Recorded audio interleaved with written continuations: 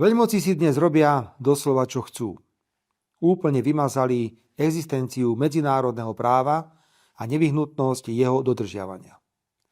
OSN je bohužiaľ na kolenách a Bezpečnostná rada OSN bez reformy a dôsledného posilnenia jej právomocí je úplne bezzubá.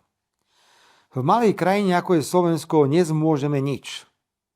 Len neveriacky pozeráme, ako americké elitné vojenské jednotky unesú prezidenta suverénnej krajiny Venezuely. A ako Spojené štáty oznámia, že budú celú 30 miliónovú Venezuelu riadiť. Jedno však musím americkému prezidentovi Donaldovi Trumpovi uznať. Svoje rozhodnutie neodôvodňoval falošne potrebou šíriť demokraciu či chrániť ľudské práva, ako by to povedala Bidenová administratíva alebo ktorýkoľvek predchádzajúci americký prezident. Hovoril otvorene o kontrole nad venezuelskou ropou a vstupe amerických spoločností do venezuelského ropného priemyslu.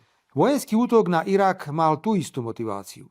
Vtedajší americkí predstavitelia nemali však odvahu otvorene priznať, že išlo o kontrolu nad irackou ropou, ale šírili nezmysly o zbraniach hromadného ničenia či prepojení irackého režimu na teroristické štruktúry, čo sa nikdy nepotvrdilo. Vážení priatelia, úplne na záver.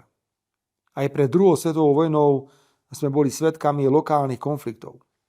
Tie vedli k svetovému výbuchu. Na začiatku roku 1926 sme v podobnej situácii. O to viac treba nahlas hovoriť o mieri.